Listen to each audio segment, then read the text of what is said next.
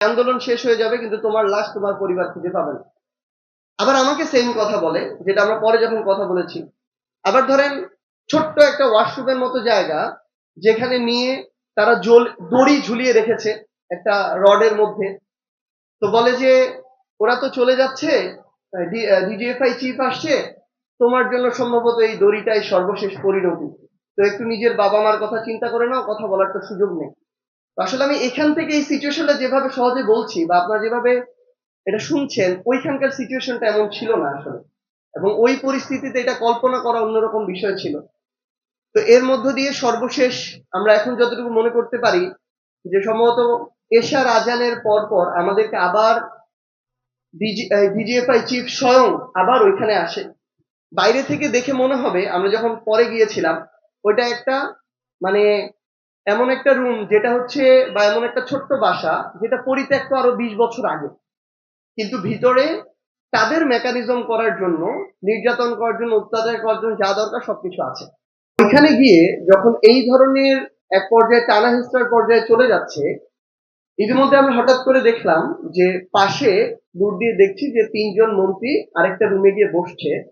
তখন DGFI chief আমাদের রুমে চলে আসলেন এবং তাদের ভাষ্য হলো এরকম, স্বয়ং তিনি নিজে বললেন যে এটা আমি ব্যক্তি চিফের প্রশ্ন না, এটা আমার ডিজিএফআই প্রতিষ্ঠানটার মর্যাদার প্রশ্ন।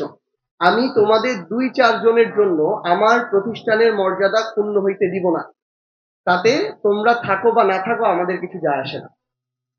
এইভাবে ডিজিএফআই চিফ যখন বলেন, তখন আমাদের কাছে জাস্ট একটা জিনিস মনে হচ্ছিল যে এই মুহূর্তে আমরা যেটা বলে এসেছি এর বাইরে বিন্দু মাত্র কিছু করা মানে হচ্ছে আমরা আমাদের যে কমিটমেন্ট, আমাদের ভাইরা যে আকাঙ্ক্ষায় রক্ত দিল, জীবন দিল, সেটার সাথে বিশ্বাসঘাতকতা। তখন আমি শুধু তাকে একটা কথা বললাম যে আপনার এখানে সক্ষমতা আছে, অসংখ্য ফোর্স আছে, আপনি চাইলে আমাদের মাত্র 2টা মানুষ টেনে হিচড়ে নিয়ে যেতে পারবেন, কিন্তু যাদের কাছে নিয়ে যাবেন তারা অন্তত এইটুকু বুঝতে পারবে যে আপনি আমাদেরকে কনভিন্স করতে পারেন নাই এবং আপনি ব্যর্থ হয়েছেন বলে আমাদেরকে টেনে হিচড়ে নিয়ে যাচ্ছেন। এবং আপনি নিয়ে যেতে পারবেন, কিন্তু যখন কথা বলবো, কথা তো বের হবে আমার কণ্ঠ থেকে, আমার কলিজা থেকে। সেই কথা কি হবে সেটা আপনার নির্ধারণ করার কোনো সুযোগ নাই। সেটা আমরা ওইখানে যেটা বলার আমরা ওইটা বলবো। তা আমরা যখন এটা বলি, উনি ব্যাপক ক্ষিপ্ত হন আমাদের 2 জনের উপরেই, এবং সাথে সাথে উনি ওনার কয়েকজন অফিসার সহ বের হয়ে ওই যেখানে মন্ত্রীরা ছিলেন সেই রুমে চলে যান। প্রায় আরো 18-20 জন অফিসার আমাদের সাথে ছিল, সবাই ট্রেইনড আর্মির অফিসার। তারা যে যতভাবে, কেউ একটু শান্তভাবে বলছে, ঠান্ডাভাবে, সিম্প্যাথির জায়গায়, আবার কেউ এমন ভাবে বলছে এখান থেকে বের হলে আমাদের লাশ বের হবে। ডুয়েল গেম খেলা শুরু করেছে। তো পরবর্তীতে আমরা জানি না প্রায় আধা ঘন্টা ধরে এটা চলছে।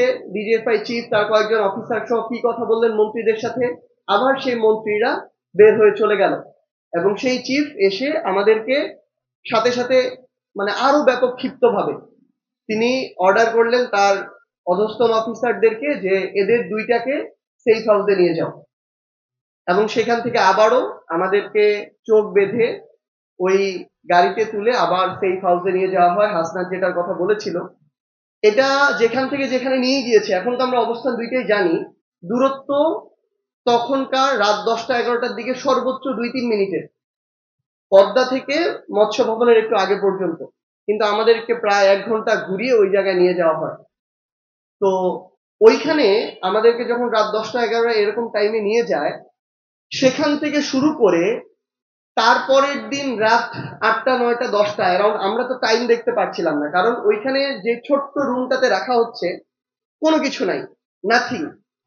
তো আমরা বুঝতেও পারছি না বাইরে দিন না রাত। তো সেই জায়গায় এই পুরো টাইম আমাদেরকে না ঘুমাতে দিয়ে এক একজনকে এক এক রুমে নিয়ে যেভাবে পেরেছে তারা তাদের জায়গা মতো টর্চার করেছে। এবং এই টর্চারের ধরনটা ভিন্ন।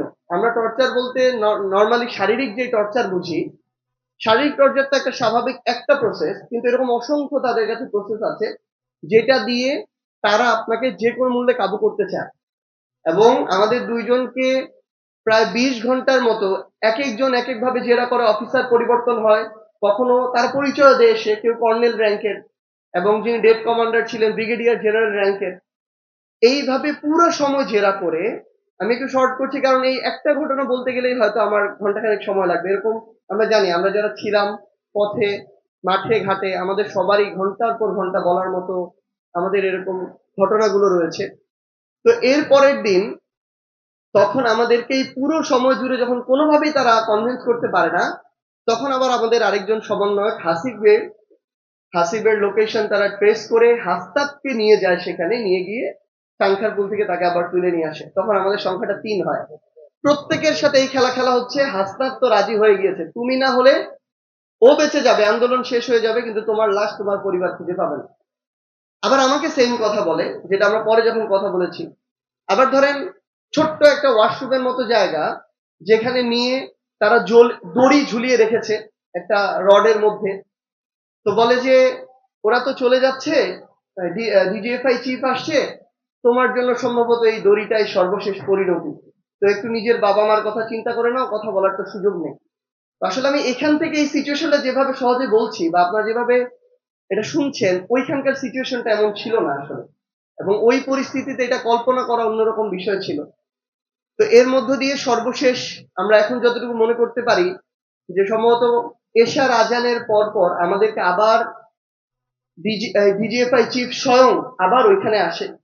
বাইরে থেকে দেখে মনে হবে, আমরা যখন পরে গিয়েছিলাম, ওইটা একটা মানে এমন একটা রুম যেটা হচ্ছে, বা এমন একটা ছোট্ট বাসা যেটা পরিত্যক্ত আরো ২০ বছর আগে, কিন্তু ভিতরে তাদের মেকানিজম করার জন্য, নির্যাতন করার জন্য, অত্যাচার করার জন্য যা দরকার সবকিছু আছে। তো সর্বশেষ ডিজিএফআই চিফ আবার আসলো। উনি যখন আসে